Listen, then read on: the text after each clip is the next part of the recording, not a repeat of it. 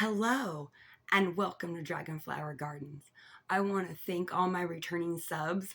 You guys are awesome. And if you're new here, welcome. We talk about gardening, wild foraging, bushcraft, medicinal plants, food preservation, seed saving, physical and spiritual health, animal husbandry, and agricultural news that affects you.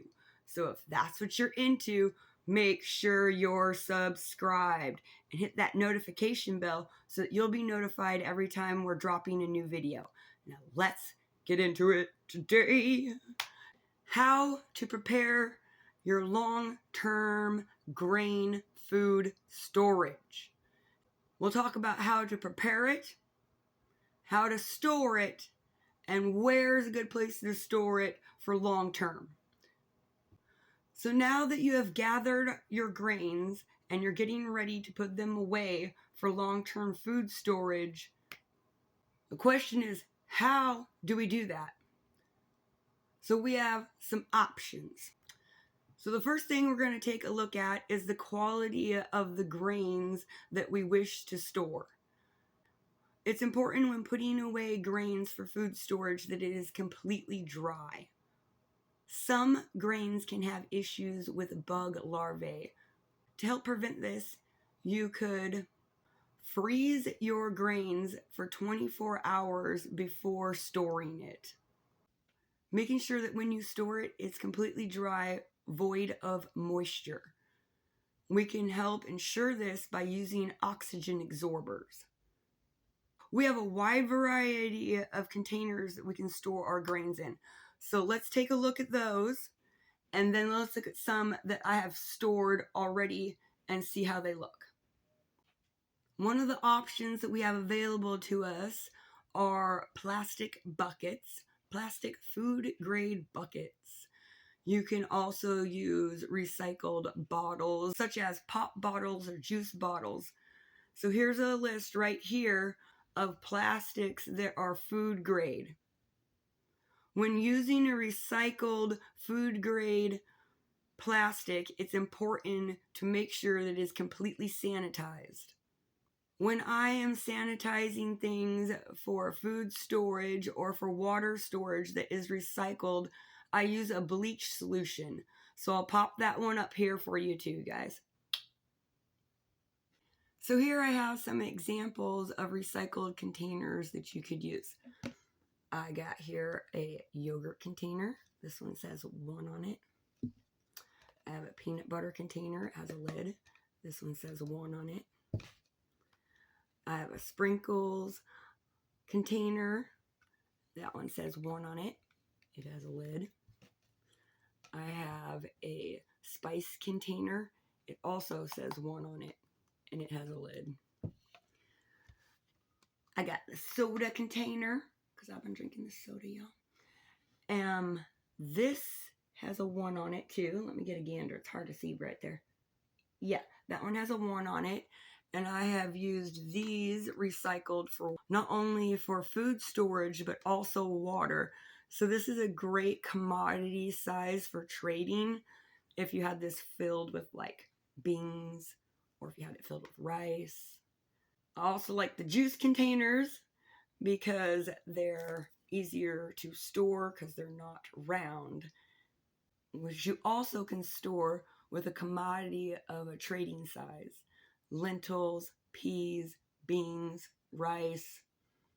What are y'all storing? I might be storing something different. We might need to trade.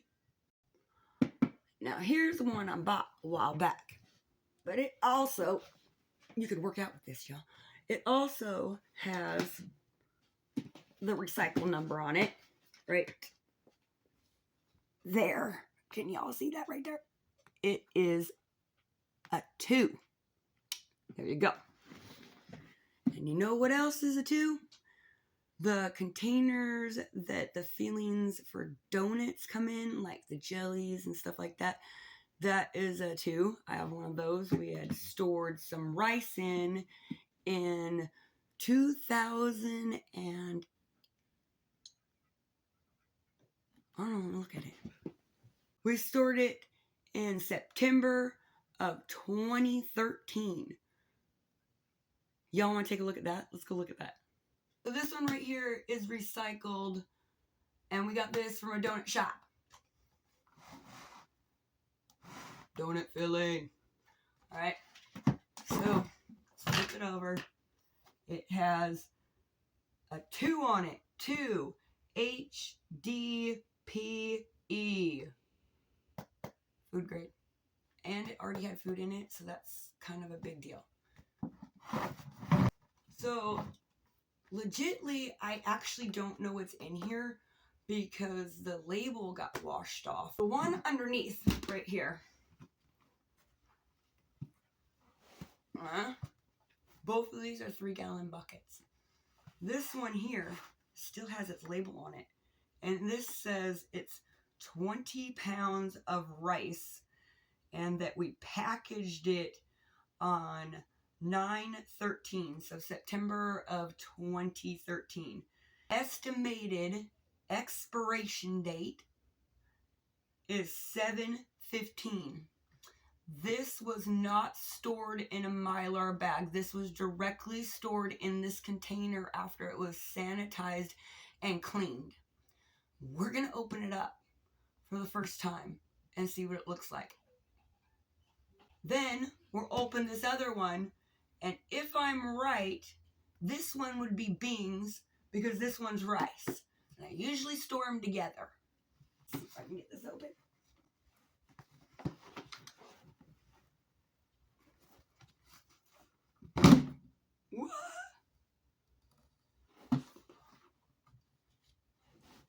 All right, let's take a look. Look at that.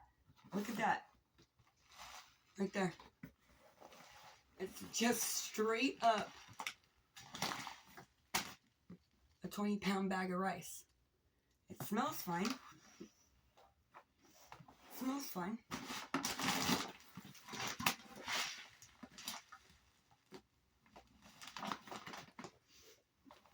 It smells okay. Oh, look at there. Look at there. I don't know if you can see it, but there's mold right there at the bottom there. This wasn't stored very well. Too much oxygen got to this.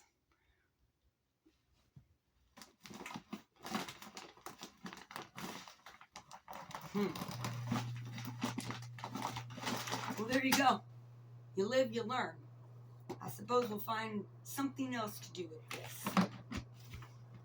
I don't know. Could work good in the compost. All right. Let's find out what's in the other one. Here we go.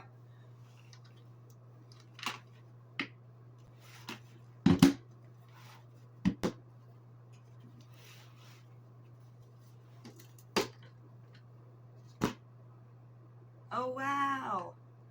It's the other half of it. Okay. So in here,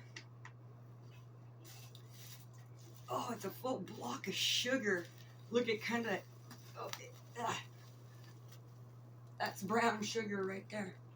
No, I wouldn't have stored it. This has to be white sugar that has got this colorant to it. This is white sugar, and look, it's got this brown colorant to it now. Look at that. This is just how it was stored right there in that bucket.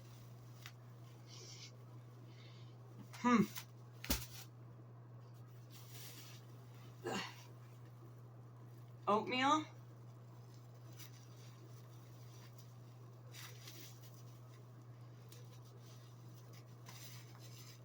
None of it smells bad in here. Black beans. Black-eyed peas. Pintos. And some more pintos. So this really was the other half to that bucket. And we have learned that this wasn't stored all the way properly. There was too much oxygen in this. And some of these things didn't keep as well as we would have liked. Some of our other options that we have to use when it comes to materials for storing our long-term food storage is glass. That's right. Tried and true. That's right. Tried and true. So what we got here is a canning jar. Now, you can do what's referred to as dry canning, where you put your food completely dry. It has to be all the way dry. Okay? It has to be all the way dry. And you put it into your glass container, and there are a couple ways to make sure that oxygen does not get in there and start the rotting process. Now you can suck it all out. Okay? This little cap on here sucks all the air out. Or you can put an oxygen absorber in there and make sure the lid's down, and it will suck all the air out that's left in there. The whole concept will also work with a recycled container, a recycled glass container. Now you can get new lids for your recycled glass containers. You can dry can your grains and your dried vegetables this way, which is also in a good commodity size. You can choose if you want bigger ones or smaller ones, if you want them color coordinated. I mean, get crazy with it, man. It's yours. Get after it. You could also just go with a number 10 can. These are already packaged for you, and all you got to do is just pop that up on the shelf and you're ready to go. There are many different companies to choose from, so just find which one works for you and make sure you're checking the nutrients, quantities, all that good jazz. Okay, babies? Number 10 cans. So something that you might buy on a regular basis that comes in a number 10 can is coffee. Maybe you don't drink coffee. That's cool too. I always keep mine. I recycle them. Recycle, reuse. Waste not, want not. So I keep my cans. One of the things that I do with them is I store things in them. So this beautiful can here used to be a coffee can. And then I washed it out. I dried it. And I made sure that it was completely sanitized before I packaged and put something into it, which I packaged and put into it about 7 years ago. What's in there? What you got in the can? Shall we begin? Let's begin. Bam! What? You packaged it in something else that you recycled? That's right, baby. All right, check this out. What do y'all think it is? Sugar. Oh, and it's a block of sugar. Ugh. We ain't gonna get that out that way. But let's open this up.